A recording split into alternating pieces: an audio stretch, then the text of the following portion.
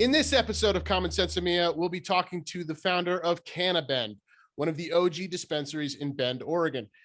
In addition to CannaBend, our guest is also the founder of Joint Scullery, a successful cannabis events company, and capping off with i.Cannabis, a local networking group that focuses on education in the cannabis space.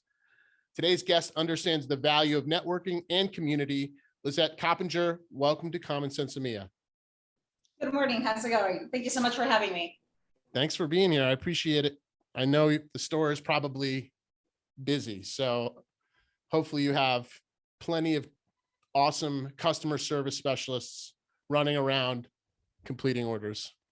Yeah, absolutely. Yeah, by now we have a pretty solid team, and yeah, customer service is number one. So you got to be on top of that one. I feel the same way. I feel like the more my company develops, the less I feel like we're a website company or an SEO company or a digital marketing company. Like, we're just a customer service company, and this is the thing we do, right? Do you align with that at all? No, absolutely. And when we first were talking about opening a business, I would tell my husband, I was like, it doesn't matter whatever we do, any business that we decide to go into, if we have customer service as our number one priority, other than all the other factors that are important, but customer service number one, we'll make it in any business. Totally. And one of the things that pushed us towards this business was kind of the lack of customer service that we would see anywhere we went.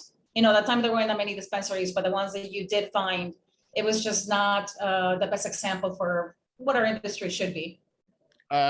Actually, the exact reason I started my company, and not because of an experience I had with a cannabis website development company, but rather one I experienced in an actual retail establishment. I couldn't even remember the name of it if I tried, but I won't name it. It probably, there's no way it's still in business.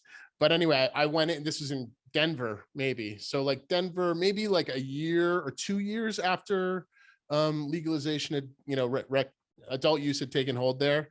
And I was just flabbergasted. And I had, before like getting into sales and the digital, SaaS sort of software side of things, I worked in retail, right? And I worked for Apple.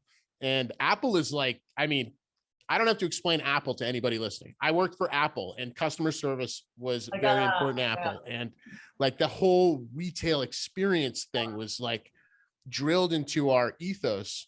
And I really believe, I still believe it, like that had a big impact on me. So I still, but I went into the store and I was like, oh my God.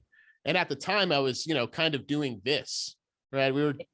I was doing digital marketing. I was like, there's room here. There's a need. Like, this customer service is garbage. No, you're totally right. And that's one of the reasons why Apple, aside from having amazing products, but they're so successful. And I do think it's not just about selling the product, but it's about the experience that you give the customer. And in every interview, we tell our staff, you have, the first minute, even less than a minute, the person coming in, the customer's already going to make up their mind as to what kind of store you are, what kind of person you are. And unfortunately, first impressions do matter. And if they don't make the connection, it's not going to be memorable. You want to make an impact, you want to make a difference, and have the customer walk out and just be like, that was a great experience. Like, I wasn't even expecting that, but I'm in a great mood, a great product. That was great. I'm going to come back again. I'm going to tell everybody about this place. And that's one of the important factors, I think, why after 8 years, we're still around. Yeah. Yeah, of course. You have to, like, that's without a doubt. The customer service is the cherry on top that, your consumers, most, American consumers, I would say all consumers, demand of, the places they shop, for sure. And in retail, that's especially the case, for sure. You're right. You have, less than a minute to make that first impression. And if you don't knock it out of the park, there won't be a second. And that's what those kinds of companies, it's really those relationships, that relationship management and building, which keeps them coming back. And of course, great product, fair pricing, or in case, if you're Apple, not fair pricing, like high pricing. It's expensive products, but so I want to yes, go ahead. Sorry. No. I was going to say, I want to talk to you about network. I want to talk to you about, retail, and I want to talk to you about mostly networking and kind of the community aspect of what you're doing. But there are certain things that my listeners demand of me, and there is some hard hitting questions that I feel like I need to ask you. I am from the East Coast. So I wanted to just check in with you about Oregon pizza. Are you guys okay? Is everything okay out there? I think we're okay. You know, we are starting to see a lot of different food carts popping up with different types of pizza. Like yesterday I had Chicago style pizza. I think it was Chicago or maybe Detroit. Is Detroit a pizza thing? I don't know. Detroit is like sauce and then cheese on top, and then Chicago like a square, Okay, like almost right. like a cookie sheet in like a brownie pan almost. So that's what it looked like, but the Detroit one that I had yesterday was very saucy, which I noticed, and I hadn't experienced that anywhere else. And so I had to eat it with a fork and a knife. It was still delicious though. Like it was amazing. Good. I'm glad. I mean, it's really important to me. It's part of my ethos. Kevin McAllister from Home Alone, you know, just really drilled the importance of pizza into my brain. So I just want to make sure that everybody outside of New England, New York City are doing okay with their pizza situation. So I appreciate that. We're okay, but you know, there's always the need for more. You know, Okay. I'm a food lover, I'm a people lover, and people come together over food. So the more the merrier. Okay, good. I'm glad we got that out of the way. I can sleep tonight. Thank God. I kind of want to hear, well, I'm not kind of, I do want to hear your cannabis origin story. It seems like you, your husband, your business partner kind of lost your jobs around the same time and, you know, figured it out. Yeah.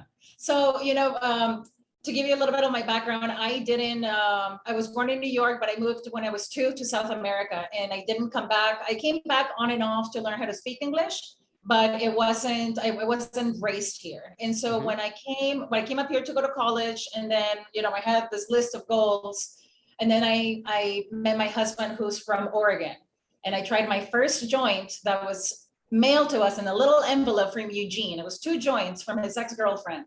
And that's all it took. I just took you know, smoked those joints, and it was like the most amazing thing. That was back in college. So we're talking about 24 years ago. Yeah. And I fell in love with it. And so after our first semester, we started growing. So this is like back in 99. We started growing weed just in our closet. And, you know, back then there was no medical, there was no recreational. It was very frowned upon, very sketchy. And, you know, growing from our closets, he would make these kegerators and make them look like they were kegerators, but they were like little grow rooms, and it was just like refrigerators. So that's how we started the grow. Like, you know, it was in our home. There were so many harvests and just operations that we had to take down because of the risks that would come from a visit from the landlord or the cable company or the water guy, you know, anything that people could go and snitch on you. Right. So until we actually had our first harvest, we had to take so many down. But then we got to Oregon, and we kept growing. I worked in the legal field as a paralegal and legal interpreter for many years. And my husband was a bridge inspector for the city. Our best friend at the time was an insurance adjuster in Portland. And the economy was really bad during that time. So we found ourselves laid off, but we still had our grows. At that point, they were medical grows. And so we said, and my husband and I were also starting to try to have a family. So we said, when we have our family, we'll move to Bend. It's a very nice area to raise your children. So being laid off, there was no paycheck to lose, for me at least, you know. Yeah. And it's a big deal. So since I didn't have anything to walk away from, my husband just kept pushing. It was like, let's do this, let's do this. And at the point I was like, okay, fine, let's do this. I'll tell my entire family what we're doing. Being from South America, that was not easy. Our best friend, we called them in. We're like, hey, come join us in this venture. He had to tell his family from Nebraska. Also didn't go that well. I can imagine. My husband's family, they took it a little better, but you know, after everything that they had done for him for college and everything, that's not what they wanted to hear. Of course. And so, but we, you know, we decided to put it all on the line and take our little savings and find a spot. That was the first thing that we did. Because it was back then, 8 years ago, it was really difficult to find somebody that would lease you the space. Now it's very different, but back then they were afraid that they would seize your property. And so no one wanted to rent to you. Finally, I secured a spot and, you know, filed for the license. At the time, since it was at the very beginning before recreation, the time that it takes for the whole licensing process was nothing what it is compared to now. Now, we would try to start this business now. I'm not sure that we would be able to make it without having like $2 million sitting around or something, at least for Oregon. Everything has just grown so fast, right? Yeah. But then, yeah, so then that's how we started. We started with a small savings. Lots of other places opening up. Like when the week that we opened, 2 other dispensaries along with us opened. So the process was fast. And, while everybody else was growing really quickly and expanding their businesses and making everything look just amazing, we really focused on having quality product, excellent customer service, in a very clean spot. And those are the kind of the structure, the foundation that we said, it doesn't matter. Don't get carried away with how pretty everything else is with everybody else. We want to be here long-term, and we'll just, stack the blocks and do it slow. And it's really been a formula, the formula that has made us successful, and why we're still here. But we're not the fanciest. I do think that we're definitely, the top dispensary in our area. Yeah, I mean, fancy schmancy, right, Lizette? Like it's Right. about, So I mean, far. you can be fancy, that we create plenty of fancy things, but it's about the reason you're fancy, quote fancy, or you're what we call accessible, right? Right. Has very little to do sometimes with the like how you're building that company, whether it's slow or fast or whatever. Like it's about understanding who those customers are. And if you're in the fancy part of Bend, then you probably should be fancy. If you're, and I don't know about Bend, but like that's what I'm saying. If you came into this understanding exactly who this customer is and who we want our customer to be, most importantly, then it doesn't matter. Like you're catering to it. That's customer service, and understanding your brand is knowing who you're talking to and catering to that person, right? Totally. Yeah. So like I said, I want to kind of go back to that. Like, I'm curious how long was it between your husband's Lyle, right? Lyle, yeah. How long did it take between you and Lyle and Ron? Well, how long did it take between you and Lyle losing your jobs to when the decision was made emotionally, right? Like maybe you were still months away from, licensing or actually starting a business, but like. Yeah, so it happened pretty quick. And that's one of the things that I've noticed in this business. You have to move quick with those decisions. So, I mean, that's definitely true. Maybe 2 weeks from the time that I lost my job, and we were like, next step, and let's do this. And as soon as we called Ron, and Ron said yes. And then I started calling places, and everybody was like, no, no, no. Some people would even hang up the phone on me. Like, that's just completely rude. Just tell me you don't want to lease. That's fine. Then I found the spot that we're in now actually told me no several times, but I kept calling the lady back, and it was just like, hey, just trying to talk my way through and finding out why, because she wasn't very clear as to her no. Yep. And at the time there was a smoke shop that was next to us. And so she was like, I just don't want it to be a conflict of interest, because they've been with us for a long time, and I just don't want to bring in any drama there. And I was like, you know what, like what we're selling, we're not trying to do the same thing they're doing. How about we don't sell anything that they sell? And she was like, okay, you got it. And so I locked in because the place was in really bad shape, but I locked in such a low amount for our monthly rent that all the pieces just kind of came together at the same time, and it just worked. And yes, it was not a fancy place. We had to redo it ourselves. And that's why one of the things why I talked about, we need to be clean. We need to be like pristine.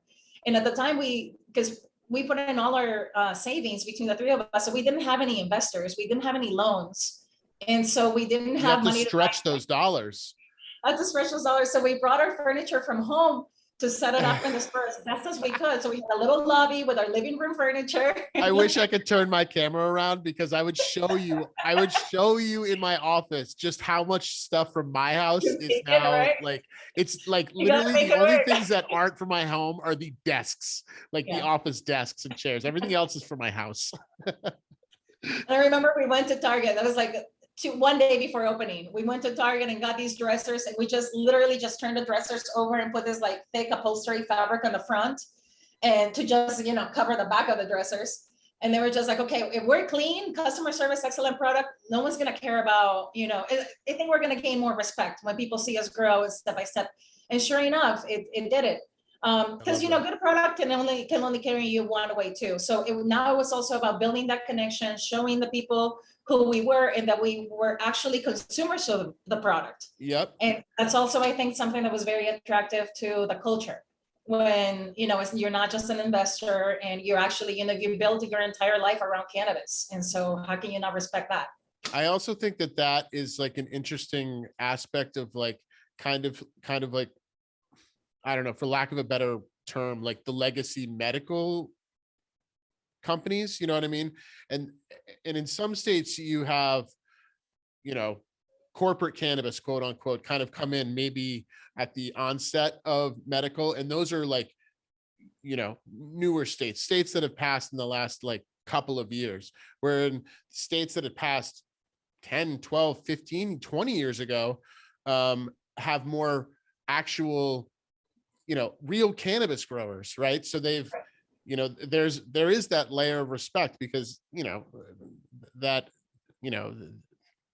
sort of generalized stereotype of the cannabis consumer is kind of true, in that like there is a bit of snobbery in it, like there is a bit of ego in it, right? Like they know what they know, they like what they like, and you've had the opportunity to like create that relationship more. And I think especially non-medical consumers respect that type of company like yours way more than like an MSO that comes in and like, just opens doors, the week after rec is passed or something like that. Like you guys have earned it. You know what I mean? Like you've earned that respect. Definitely feels like it. Yeah. Well, good. 8 years later, we just started, I'm actually sitting in the office of our garden, of our grow. And this is a business that we just started a year ago, but we started actually, this is the second time we're starting it. We started it, I think it was like 2006, maybe 2007. And when recreational hit, we had to shut down our original grow because the zoning regulations changed. So we were in a commercial zoning. Now you're only allowed in industrial and I'm spacing out. There's something else, but our grow at the time didn't work. So we had to shut everything down after we had built it and start from scratch, find a new building, apply for it, buy it, try to, and at that point you're sitting, you have to reapply. So, but there's so many applications that it took 4 years for us to be able to open this, like almost a year ago. Wow. And you have to, we've been paying mortgage on this building for 4 years. Yeah, without being able to plant a plant. Without being able to do anything with it. And so then we did have to find investors for this business, because, you can only do so much as a little guy. But, you find the right people, and after people, you see, you interact with, time just, gives away so much. So over time, you kind of learn who is who in the industry, the players, the red flags. And but I don't know, cannabis is just it's such a business of collaborations, that Yeah, I can't help myself. The more that I've learned in business, or one of the things that I've learned in business is just, if you can do it by yourself, just do it by yourself. But I can't help myself. I keep trying to collaborate with other businesses and other people. It's just like, let's do this together. I don't know. It's just funner that way. Yeah, totally. I agree. And I think like it's extra exciting because, we're, you far more than I by, almost 10 years, but, we're pioneers in this emerging industry. In some places it's emerging quicker, more efficient, sooner than in other areas of the country, but it's popping off, and it's an exciting time because like you see capitalism like just in an instant. Like, I mean, how many of your vendors or competition have like come and gone like that? You know what I mean? Some of the biggest companies that I thought would be here forever, I would look at them and I'd be like, wow, like, how did you achieve that? How did you get that far? Like, that's amazing. You're going to be around forever. And now they're not here. It's crazy. And you hear of big companies that are coming around in the area and buying up the shops. And it's It's not, they're big corporations from out of the country too. So Do you it's think, sad. do you think that's a result of kind of the opposite thing that you're facing, which, just me, like maybe they didn't have the extra 10 years that you had in the industry, and, they didn't come from kind of that medical. Do you think they just weren't earning that respect? What do you think it was? I don't know. I mean, for some of them, they were definitely more of a chain, but Yeah. where it looks like, because shops are totally different, right? And there's a Yeah. shop for every kind of person, but there's definitely some shops that are more focused on quantity and fast financial gain. And then there's other ones who are focused more on quality. And there's a handful of those that are here in Bend, I feel like. And I feel like those that are ones that are focused on quality are not going to give up easy. And unless we're kicked out or forced out of the industry, like this is our lives. Like there's no way we would sell this. But the ones that are focused more on the quantity of things, I have just all this stuff and just bring everything. I want to sell everything, the good, bad, middle, mids, whatever it is, like I want to sell it. Those companies seem to kind of follow the pattern of selling sooner and it having be more of an investment. That's interesting. Yeah, I totally align with that. I think that it's capitalism, but it happens like in the flash of a pan. It's like water in a hot pan. It's like, and there is no science to it. I have to have conversations like this weekly, on the regular, where it's like, new companies with actual, they come in funded, and it's normally funded companies, right? The ones that like maybe haven't, again, either earned the respect of the community, or I don't want to sound like a hippie or like, but just like lack that soul, lack that brand integrity, that's not being a hippie. It's That's a hard real thing. for Brand people integrity is a real thing. totally. No, I agree. And, for people who have their heart and soul into this and they really understand cannabis, it's part of our lives. So it has improved our lives so immensely that, there's just so much love that when you hear cannabis, it's not just a plant. There's this whole movement behind it that you picture in your head and that you feel in your head.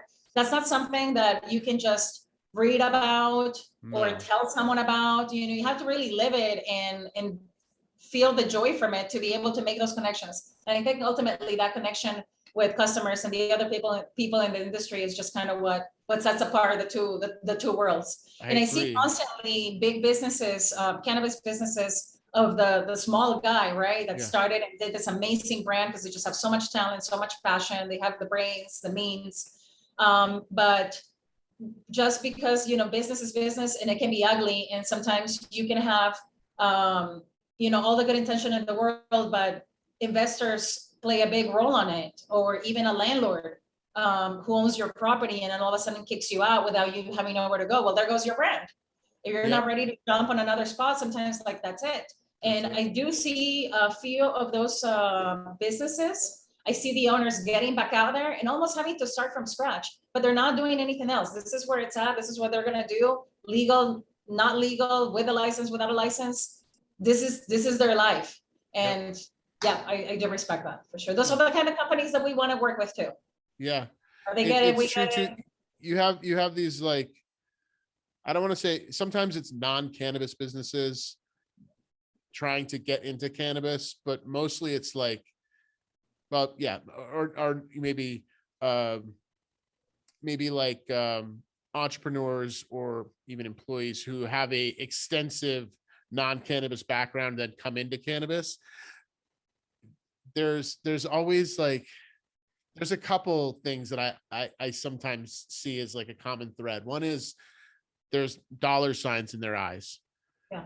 Right. And I think you and I can both attest to the fact that while there's money in this industry, it is not quick. It is not fast money. Like, definitely not. And also the disconnect. And I think that's maybe just a salesy sort of thing, but like that disconnect. And again, lack of soul, lack of, brand integrity, whatever, that just disconnect between like who the consumers really are. Let me give you an example. Like, I am at trade shows and conferences constantly, at least once at any event, there will be X such and such pharmaceutical company who are investigating, the impact of CBD or trying to isolate the THC molecule to maximize its, like, whatever bullshit, right? And they make these products that are so terrible. Yes. Like, so there's not a cannabis consumer on the planet who would want to, like, have a relationship with these products, but you have this disconnect. And I think it's, the dollar signs, right? I mean, have you seen, that's I think part of what you're seeing in real time in Oregon is like, and again, it may not be a pharmaceutical company, but you see what I mean? Like, this just disconnect of, like, how do we get in the game? Like, how do we exploit this plant? How do we turn this, like how do we turn cannabis culture, or how do we co-opt cannabis culture into pharmaceutical necessity? It's gross. Yeah, It's gross. I at one of the events, I held these products in my hand and in my brain, as it does every time I hold a product like that. I'm just like, just throw it in the trash. Just like throw it in the trash. But I was like, you know what? Whatever. I'll give it a try. And it was like some breath spray. And it was the worst thing that has ever been put in my mouth ever, like, in the history of my life. It was just so foul. But I don't know. Anyway. No, and there's also a standard of like you're talking about, of the product, or the end result of the product, that you kind of see with these type of companies. Like, since they're not consumers, direct consumers, they don't really care what they're putting in their body. They don't get it. But if you were, try to give them, I don't know, remediated lettuce, like, would you want that? No. No, you want your lettuce to not have had mold and fix. Right. You just want fresh lettuce. Yeah. And a lot of people, I think, there's with the recreational community, people are still understanding that, cannabis is not all grown the same. There's so many different things you can do to it, and to know your shop, because it is important for you to know your shop, because that kind of gives you an idea of who they're buying from. Yep. And then, like, I always compare it to, wine. Like, you go to a grocery store, you have the big boxes of wine, and that's fine. There's a space for that. But you also, you have the higher end stuff that you can only buy made with a little more love. You can only buy at wineries. And, there's a market for both, but the consumer should have the right to know what they're buying. I agree. And it should be your choice, whether it's the box wine or, the winery wine. But just be upfront to what it is, and it is what it is. You have the right to consume whatever you want, Yeah, it's just like the definition of success for businesses outside of the cannabis space and cannabis brands are not, like, they couldn't be more different. They just couldn't be. I've never been to Bend. I've never been to Oregon. I know. I'll get there. I'm sorry. Don't look at me like that. Once I got to Oregon, I had these big plans. I wanted to become an attorney. I wanted to become a foreign officer, work for an embassy, travel the world, move around every 3, 4, 5 years from country to country, and all on the embassy's bank account. I had lots of friends that did that, and when I saw that, I was like, that's what I want to do. And then I got to Oregon before cannabis, and I got to Oregon, and I was like, that's not what I want. I just want to stay here forever. Yeah. It's amazing what a place can, like, how a place can do that to you. Yeah. Like, I felt that when I first moved to New York City. I was like, I'm never leaving this place ever in my life. And of course you have to, because no one can afford to live in New York City. But after several years, I was like, bon voyage. And Vermont had the same effect on me. I was like, there's no place in this country where I can see myself. And I think that's like just some cosmic pull that wherever you're supposed to be, you finally get there and you're like, oh, okay, I get it. I've never been to Vermont and I hear wonderful things about it. I feel like people we'll switch houses. Totally. We can swap. You come to my place, I'll go to yours.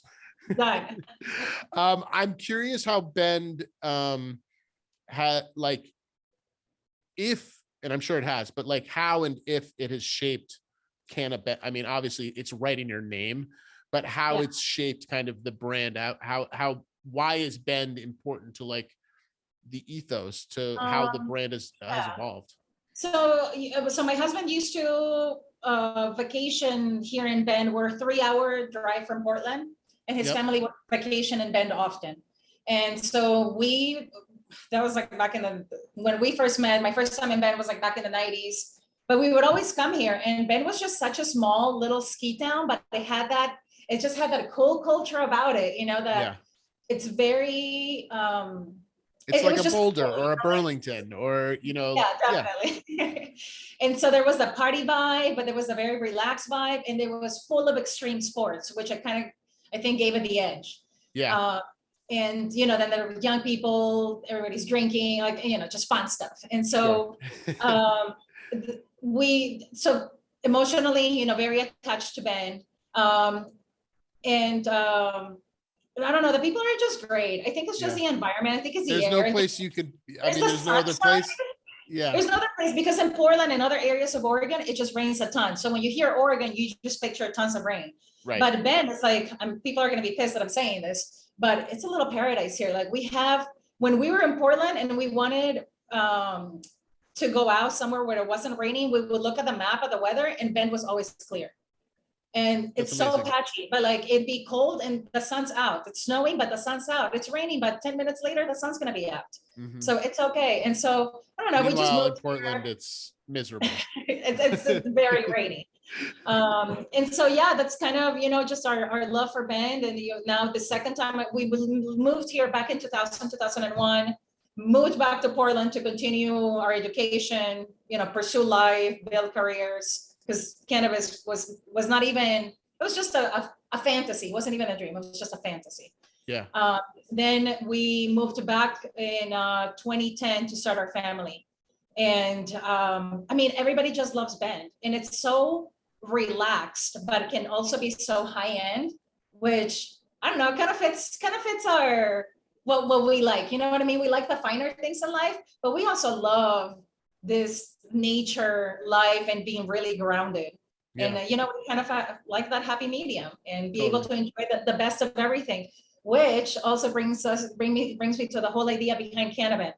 We say every shelf is top shelf because you're in Oregon. You should only be smoking the best. We're Oregon. Why are you smoking this? Right. Like there's so much stuff. And this is why one of the reasons why we opened the store, because we could see the product and it'll be like, what are people doing? I know I can do better than this. I know I can bring in better flower, better customer service, a better experience. So let's do this. And so there's really no reason why anybody should be smoking subpar product. That's Oregon. Fine, demand the best.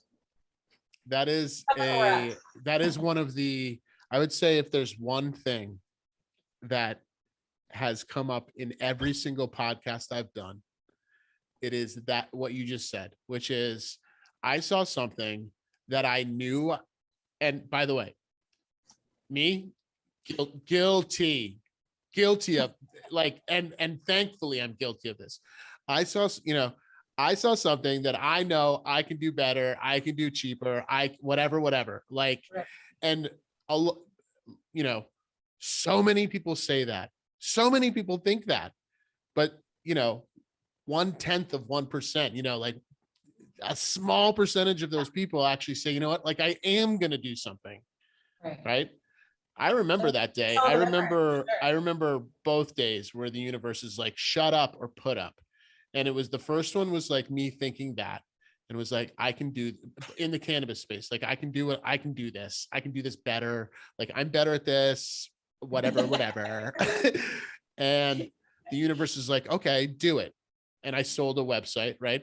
And then the second time was when the universe decided to fire me I lost my job. Right. I got fired from my job because CannaPlanners was, it was hard to keep that secret. It took over, and my boss figured it out and gave me the heave ho. And I had a similar, that's why I asked, like, what was that timeline between getting laid off and,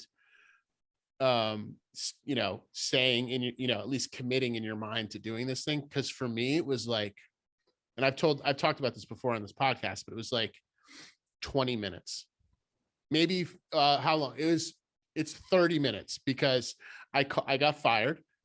I called my wife to come pick me up because she had the car that day. and the commute is 25 minutes. So she had like, I got fired, she dropped me off. I was out of a job like 10 minutes later. She picked me up 15 minutes after that.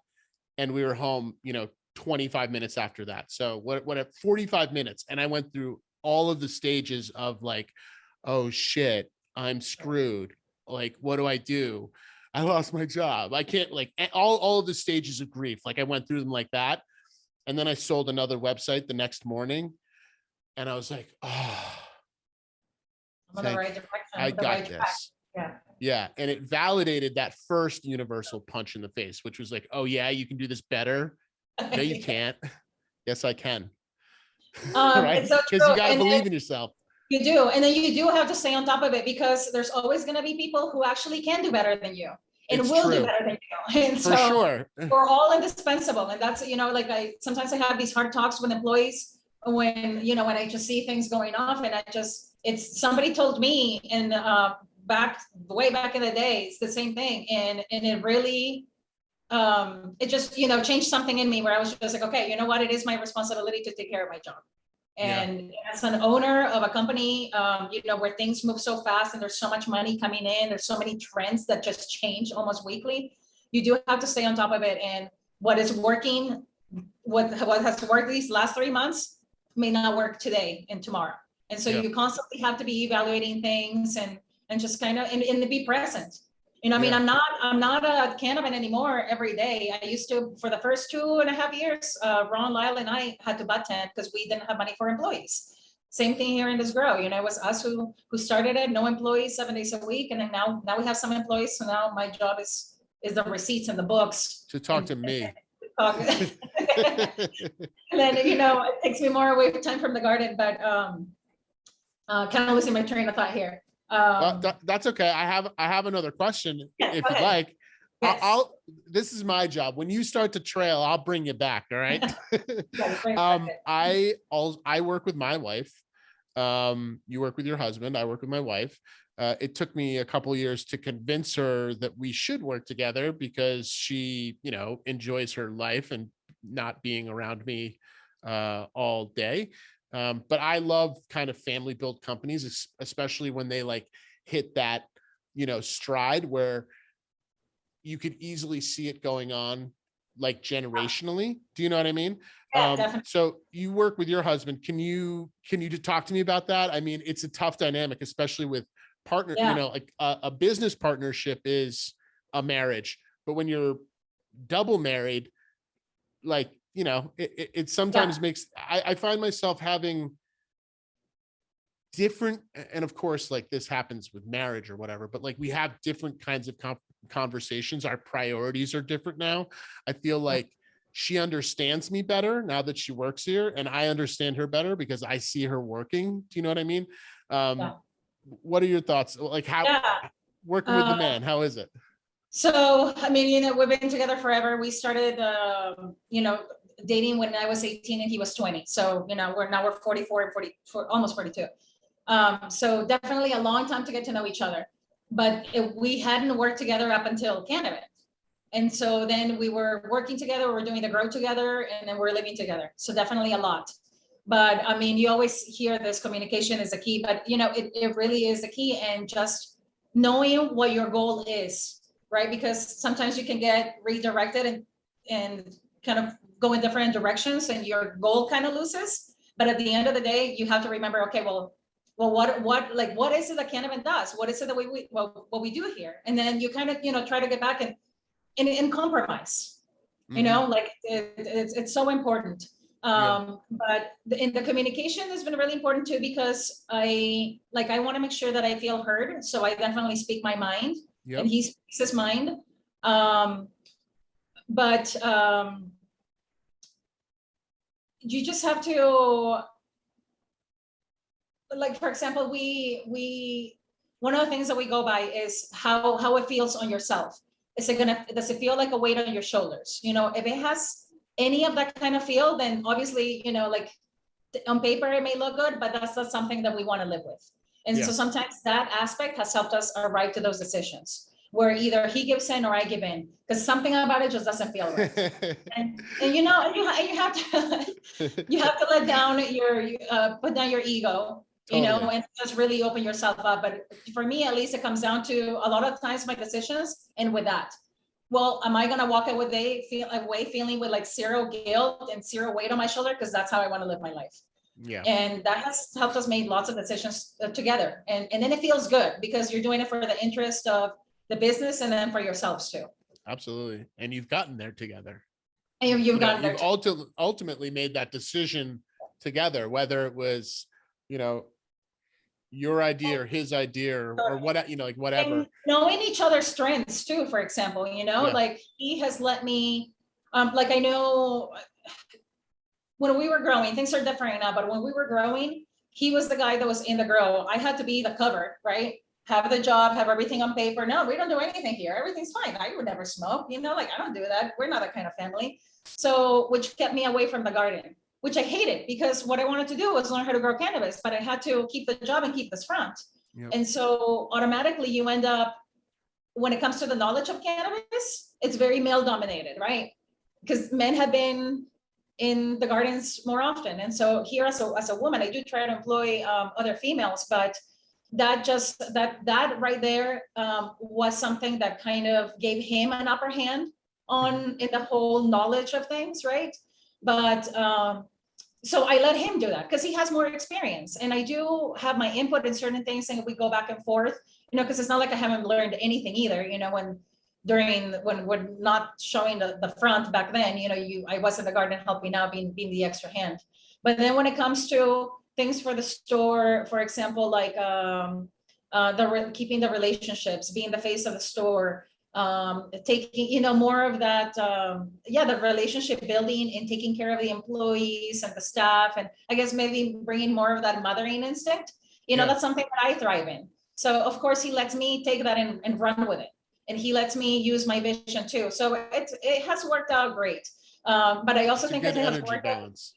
Get in a good energy balance. And I also think it's because, like, I don't think it would have worked the same way if we had a liquor store together, you know, or a bar. It may be a little different since we both are big consumers.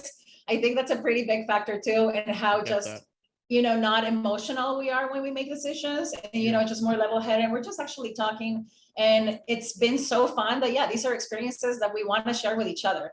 Yeah. And so it just makes it funner that way. So, but since we both love it, it has worked. If I wasn't, it was a person that didn't smoke, I'm not sure how well this would have worked and how, you know. I can vibe with that for sure. For a while, like, and not, it doesn't particularly matter for us so much. I think I can see what you mean, like on the retail side of things, like you want to, you know, you can understand your products better if you're a consumer of it. On the digital side of things, not so much. I would say most people here smoke cannabis, I think, probably, definitely. But there's a few that don't, my wife included. And, you know, she's had the opposite experience where, like, she has a whole new understanding because she's worked with, you know, hundreds of clients at this point to, like, you know, try to, you know, bring their vision to reality, right? Like that. So her focus has been on, like, the creative side of it, and cannabis is just the vehicle for her clients. But I can totally relate to that, you know. Do you mind if I ask you about Ron? No, please do. So firstly, I'm sorry on his passing. I'm sure that was, you know, terrible. Beyond the obvious kind of human toll that the death of a friend can and loved one can have on any person, I can't imagine, you know, that impact on my business, right? How did you cope as a human? You know, I know how humans cope when this sort of thing happens, but how does a business cope? So it was very hard, and I think it was a little bit unusual for us because we were a partnership, you know, that was split 3 ways, Ron, Lyle, and I. And at the time, Ron had, I mean, this is an amazing guy. He was 100 miles an hour in everything he did, super smart, you know, big cannabis user, grew a lot, but also had his life, you know, like straight, like his responsibilities, everything he did was just like on point. Mhm. and incredible work ethic, one of the strongest work ethics I've ever come across. And so, everything was pretty set with him, but then all of a sudden, he gets diagnosed with brain cancer, and within 1 year, he was dead. In that year, he had reconnected. Before he found out that he had cancer, he had reconnected with somebody from childhood that they had always kind of had a connection with, but life happens, marriages, kids, colleges, you move away. And then he didn't have someone at the time. She had already didn't have her partner either. And so they had reconnected then, and they only had a year until he passed. But that year he pretty much spent trying to fight the disease and just trying to deal with it, and his entire life changed. So now we had this Cindy is our new partner. It's his wife, and he knew her well, but we had never met her. Yeah. So she was really a stranger to us, right? We had gone out to dinner maybe twice, 3 times, things like that. But Ron, towards the end, it was such a big dream that we had created a business in cannabis. And that's what I was saying, because of people that really pour their heart and lives into it, like, we're not going to sell, unless we're not going to sell and stop there and be like, okay, I did it, right? Like, if we do happen to sell because it's an amazing opportunity, we want to build more. Yep. And so he was like, I want Cindy to be a part of the business. I want her to take my shares. And what do you say to a dying man? You pick your battle. Don't say no. You don't say, it's not the time to pick a fight or anything, but it was a time where we had to sit down and be like, okay, what are we doing here? Or do we share our business with basically a total stranger? Like Ron knows, so it's a very important part. And then at the end, sometimes you just have to make the leap and, trust in the process and trust that gut feeling, right? Because had I walked away from it, I'd probably still have that weight on my shoulders. And I'd always wonder, how could I have done that to Ron? I couldn't have lived with that. My husband, same thing. So same thing. We talk about things and we're like, this feels right. It may not be what people say, this is what you should do, the best business advice, but that's not life. And so we're like, let's do it. And so she became our third partner. Ron passed away soon after that. And, she was in a really rough spot because the man that she had just reconnected, fell in love with again, they get married, he passes away. 10 days later, her mother dies. And she's from Nebraska. So then she has to come here, and she's thrown into this gigantic industry where with people she doesn't know any, like who's who, she kind of has an idea, but she's trying to now find her spot. And at the beginning, I'd say that first year as we're trying to get to know each other, and there's so many other influences, because there's other factors there too. There's good people in your circle and there's bad people in your circle. And unfortunately you have to, you deal with it all. And so there were a few bumps in there, but at the end we sat down and we're like, okay, what do we want? We all want the same thing. So then there's really no reason for any negativity, for any conflict. And what are we going to do from here on out? The three of us, communication, whatever it is, we communicate and we have each other's backs. It's been, I'd say, maybe 3 years since that conversation, 3-4 years, and things have been wonderful. That was the last time we had to have that conversation, which really blows my mind. And we have this talk about it, not just with Lila, with Cindy all the time, but with other people and friends, because you don't really hear these types of stories. Usually partnerships go bad. Yeah. And we always say, like, Cindy was Ron's gift to us. And it's just been wonderful. I always get a little emotional just thinking about it, but it's almost like, it's our gift. It's to not have that headache of conflict and partnership is just one of the biggest gifts. And so I think also that energy, we always talk about the energy in the spot. It starts with us. And then from us, it goes to the employees, and then from the employees to the customers, and everything is just, it works in harmony. And I think it just goes a lot farther. Yeah, that's beautiful. That's what I've experienced with Cindy, and now we're great friends. And like, and in all honesty, I think that we get along better with Cindy than we ever did with Ron. She's just great, and she's family now, and it's funny because before we always used to like talk about ourselves, we're like the three little birds. Sometimes we're the three blind mice. but we're still three and we're still going strong. And yeah, things we feel very blessed in that area. But yeah, it wasn't easy, but it was a lot of it was just, what feels right and what should you do, and just taking the leap of faith. And whether it's good or bad, it doesn't matter. Even if things would have turned bad, you walk away without that weight on your shoulders, knowing that you did your best, and life, it is what it is, but you're fine. That's awesome. I appreciate you sharing that. Thank you so much. So one thing I definitely noticed in the little bit of research that I was able to do on you was what I interpreted it as your kind of perspective on the power of network. Like, so you have Joint Scullery and is it just i.Cannabis? i.Cannabis. So, and those companies seem like two sides of the same coin, right? Like one's a party and the other one's educational, educational, right? Right? Educational and networking, yeah. Yeah. Can you talk a little bit about that and kind of like how the synchronicity between those things and maybe like developing the community and how that plays back into CannaBend? Yeah, for sure. So, you're automatically working in cannabis, you're thrown in with what goes together, art and music. People want to come in and for you to sponsor or do shows, meet and greets, things like that. Through art, same thing.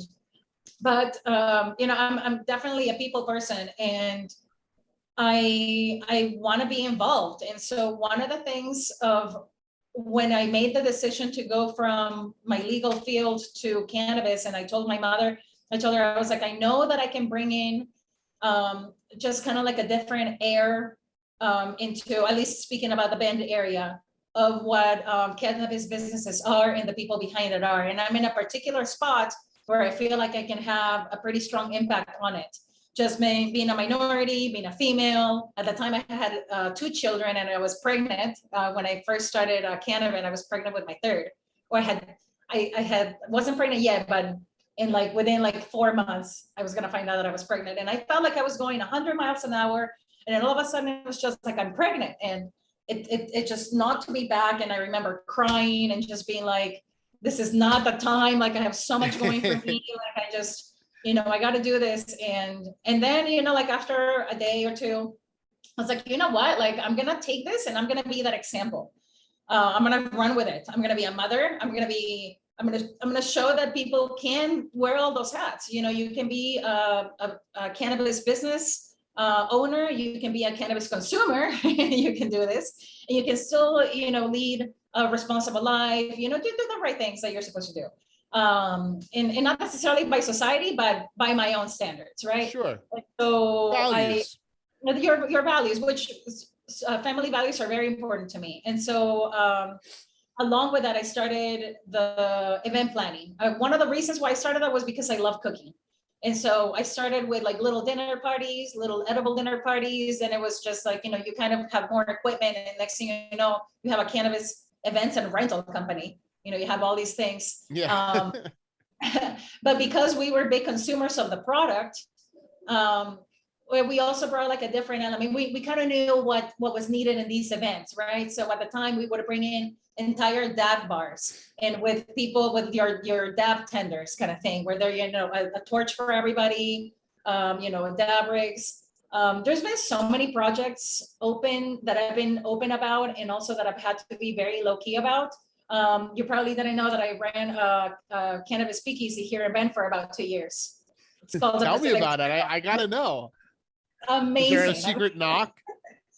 There was. We would send you a map that looked like straight out of The Simpsons. And so it was just pictures, and you'd have to find, it was like a little Payless shoe store size. You had to find your way. You find a door with a keypad, another set of stairs, a green light, another keypad, and then you'd walk in. And then I have to send you. That's awesome. And so we had a full-on dab bar in there and lounge for members only, very private. We held concerts in there for about 50, 60 people with massive sessions. Our business, we had a business partner at the time. He had an amazing collection of glass. Some of his glass pieces were worth like $50K. And so where do you get to go to a place where you can go smoke out of a $50,000 dab rig? Not just one, but a few of them. Yeah. And nowhere. And so because of regulations and the business that I'm in, and conflicts. There were lots of, I couldn't be the face of it, so we had to be very low key, which we had to have a partner. It was very different. Yeah. But the COVID happened, so we had to close that spot. Now we're actually working on expanding CannaBend into there too. It actually happens to be next to CannaBend. No one knows. I mean, some people. But So if you drive get your through map, CannaBend, you know, and then you That was just back do in a the full day. circle and wind Full up circle. back at CannaBend. Yeah. Through the back of CannaBend. Yeah, the back door. You drive through CannaBend through the front, it's just blacked out windows next to CannaBend. It just looks like an abandoned spot, and it's not. There's so much art in there. Yeah. And so with these connections with the art and the music, you just kind of throw in that world. And so having, start doing cannabis events just kind of fell in my lap.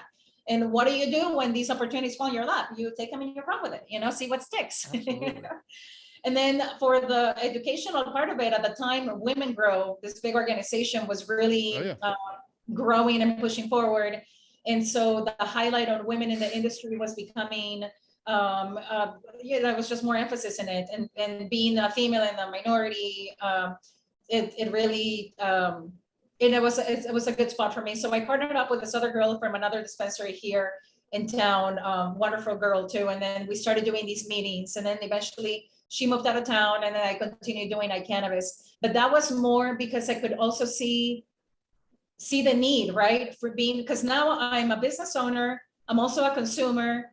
So I could see, right? And I'm also a producer because we're also growing. So I could really see what was needed in all three areas, which kind of gave me an upper hand on what was needed, right? So then I did the fun thing, but that's also, let's take this a little seriously, because cannabis is changing constantly. And like I said earlier, not all cannabis is grown the same. Well, let's teach you why not, and let's teach you how to shop, and what are the things that are going to be benefit for you. So instead of, it kind of started too because people would come into the shop and they would want to talk for a long time, right? Yes. And we didn't have time to do this. So then, hey, we have this amazing meeting. We have every month, we talk about a different product or a different topic, and we bring in experts. And this is a great place for you to come and learn.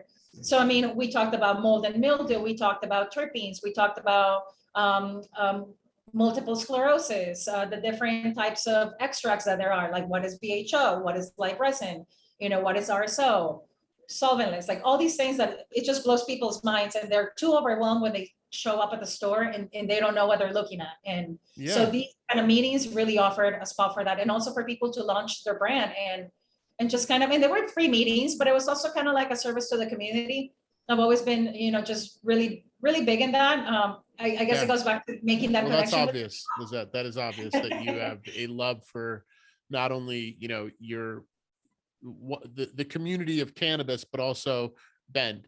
Like, I think that's pretty clear. And I also think it's really cool. Sharing that. Yeah, it totally. Gave me a platform to share all that.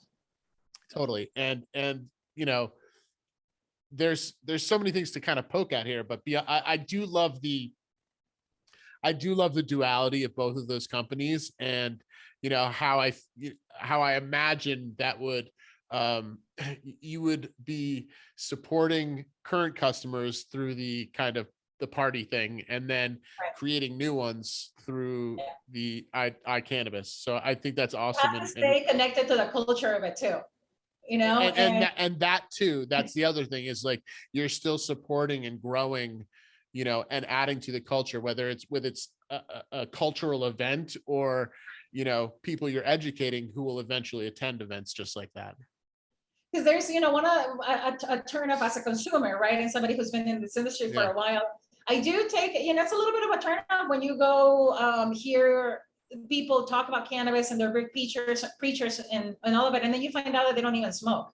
You just feel a little cheated. You're like, okay, well, I don't know. I mean, first impressions do matter. You don't want to judge people, and, you try not to, but it says something about you. Yeah. And so, then, when you start kind of networking and you start finding the other people, right, that are kind of like you and that are into it for the same reasons. And those are the kind of companies that we also want to work with at CannaBend, the people that, there's always the big brands, right, that people demand. Yep. And you're like, okay, well, not everything can be like this, I'll take this one here, this one there.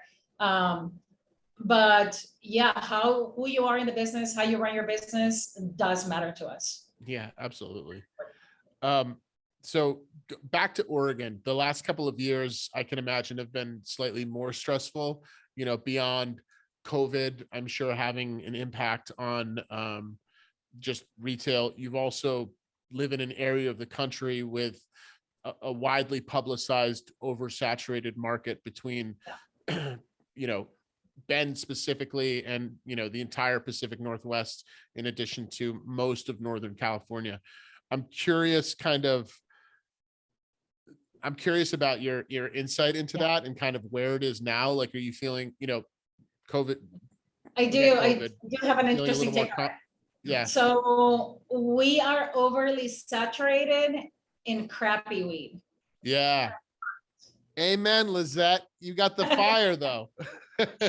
But everyone else is doing fine. If you're in a That company, shitty outdoor doesn't even go inside your store, does it?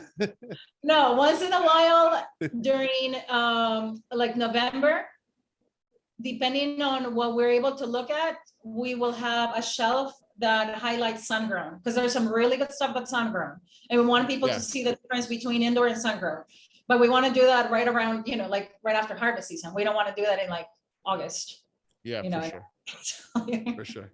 So So you're not stressing it. No, we're not stressing it, not in that sense. The people that struggle are the ones that have gone too big. Some of the good farms, we have also noticed farms that have been killing it. And then all of a sudden they expand. And unfortunately, it's very few the ones that have been able to expand without sacrificing quality. Most of them you see a slight change, not huge, but a slight change. And what you were sold out of before a lot right now may take a little bit longer. But those are for the good farms, but they can still move it. I by no means would I call it saturated in that sense. Now for the people. Thank you for setting it straight. In the East, us over here on the East Coast, we've been worried sick about you guys. For real. Now we have a pure picture. Don't believe the fake media, folks. It is bad weed that is saturating the market. Yeah, which we don't want. Not that fire. Nice. Yeah. So, I mean, yeah, if you want to, and that's what I was talking about. You want to be here long-term, or you want to be, just be like a shooting star, shine and then die off right away. Yep. And yeah, you make a lot of money by having these huge crops, but you're going to come and go quick. Yeah, definitely. Well, tell me kind of your forecast, and, I appreciate your time, taking your time out of your schedule. So we'll put a pin in it after this, but I'm curious kind of the forecast you see for Bend and the Pacific Northwest. Like what's next for CannaBend over the next couple of years? Well, we do see the gigantic companies coming in. We see companies from Canada coming in strong and really taking over some businesses that I was shocked. I never knew that those envisioned a world without those businesses, and they were doing well. There wasn't people who were broke or anything. And so with federal legalization, we are also afraid of just the taxes and fees that they put on us. I think a lot of people think that because you open a cannabis businesses, you're making tons of money. And the reality is that we move tons of product. We don't get to keep that much of the profit. Between taxes and overhead expenses, payroll, it's not what people think. We, in all honesty, we're still paycheck to paycheck. And it pays the bills. It pays the payroll for 10 to 11 families, like employees. And so that's a lot for us. It pays for us 3 owners. But it's not something by any means we're like, oh, we did it, like the store runs on by itself. Lamborghinis for everybody. Right. No. and that's one of the things that limits us a lot. Like, I want to buy the best product for the store. I can't afford it. A lot of times I can't afford it. I have to play with it. Usually work like 2 weeks out. Like what can we afford with these next 2 weeks? I can't buy that. I can only buy them maybe 2 weeks from now. But and it limits you, but which is fine. You grow little by little, and it doesn't make us desperate or anything. But we are afraid that with the big companies coming in, they're going to be able to pay these gigantic fees and taxes that we're just not going to be able to. Yeah. And then those small businesses get pushed out. But with that said, we do think that there's going to be a small place for businesses like ours, who really focus on quality, who really focus on just like because we have the upper edge, because we are part of the culture, we consume it, we have built our entire lives around it, we understand it in a different way that they do. We kind of know what trends are coming. We want to be here to set the trends and to tell you what you should be smoking, instead of these companies who are just like, they don't even think about those things, right? Yeah. And so we're hoping that there will be a spot for businesses like us to survive, because there's people who only care about the highest THC and the cheapest price, but there's a whole bunch of people like us who are not like that. And so we're hoping that we'll stay around with our foundation and the building blocks that we've built, that will be one of those small shops that stays around. Hell yeah. Well, Lizette Coppinger of Bend, Oregon, I believe in you. I know that these guys are nothing compared to the amazing product and customer service that you and your team brings to your customers. So you're gonna drive them right back to Canada. That's what's gonna happen. If anybody's gonna do it, it's gonna be you. I appreciate your time so much and talking to us and telling us about your journey and how clearly passionate you are about being a business owner and working in this amazing community.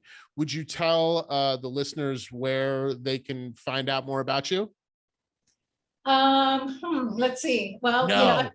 That's why I need companies like you, like CannaPlanners, that helps me with my website and stuff, because there's so much going on that I can't stay up on top of my social media or my LinkedIn profile or my Facebook and all of it. So it's a little bit mix of everything, but I will report that back to our business development manager and they will follow up with you.